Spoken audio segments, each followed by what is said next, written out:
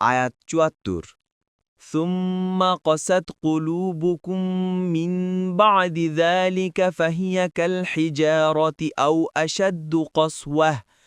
ওয়া ইন্না মিনাল হিজারাতি লামা ইয়াতাফাজ্জারু মিনহুল আনহার وَإِنَّ مِنْهَا لَمَا يَشَّقَّقُ فَيَخْرُجُ مِنْهُ الْمَاءُ وَإِنَّ مِنْهَا لَمَا يَهْبِطُ مِنْ خَشْيَةِ اللَّهِ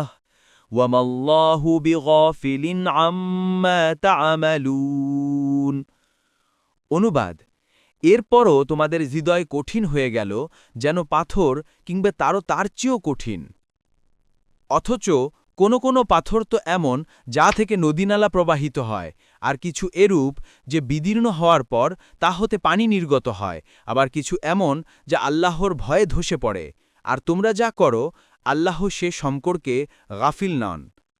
তাফসির ১ নং ফুটনোটের বিবরণ এখানে পাথরের ৩টি ক্রিয়া বর্ণিত হয়েছে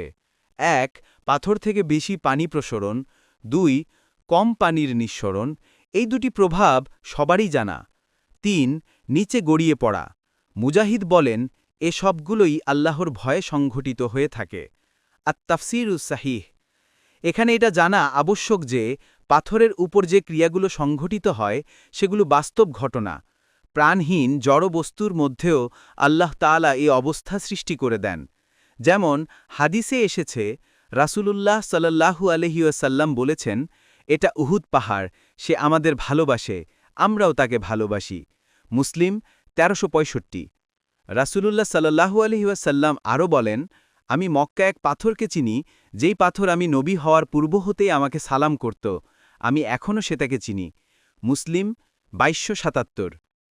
তবে পাথরের উপর উপরোক্ত ৩টি অবস্থার মধ্যে তৃতীয় ক্রিয়াটি কারো কারো অজানা থাকতে পারে অর্থাৎ কতক পাথরের প্রভাবিত হওয়ার ক্ষমতা এত প্রবল যে তা থেকে নদীনালা প্রবাহিত হয় এবং তা দ্বারা সৃষ্ট জীবের উপকার সাধিত হয়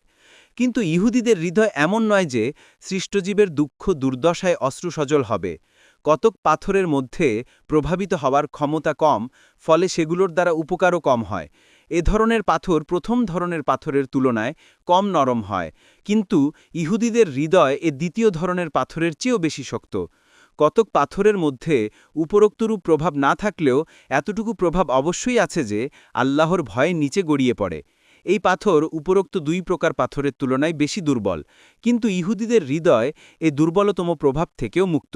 উদ্দেশ্য এই যে তারা এমন দৃষ্টতাপূর্ণ ও স্বার্থান্বেষী যে তারা অন্যের সদুপদেশে কখনো মন্দ কাজ থেকে বিরত হবে না আল্লামা শানকিতি বলেন এ আয়াতে তাদের কঠিন হৃদয় হওয়ার কারণ বর্ণনা করা হয়নি তবে অন্যান্য আয়াতে সেটা বর্ণিত হয়েছে যেমন সুতরাং তাদের অঙ্গীকার ভঙ্গের জন্য আমরা তাদেরকে লানত করেছি ও তাদের হৃদয় কঠিন করেছি তারা শব্দগুলোকে আপন স্থান থেকে বিকৃত করে এবং তাদেরকে যে উপদেশ দেয়া হয়েছিল তার এক অংশ ভুলে গেছে সূরা আল মায়েদা ১৩ আর তারা যেন তাদের মতো না হয় যাদেরকে আগে কিতাব দেয়া হয়েছিল অতঃপর বহুকাল অতিক্রান্ত হওয়ার পর তাদের অন্তরসমূহ কঠিন হয়ে পড়েছিল সূরা আল হাদিদ ১৬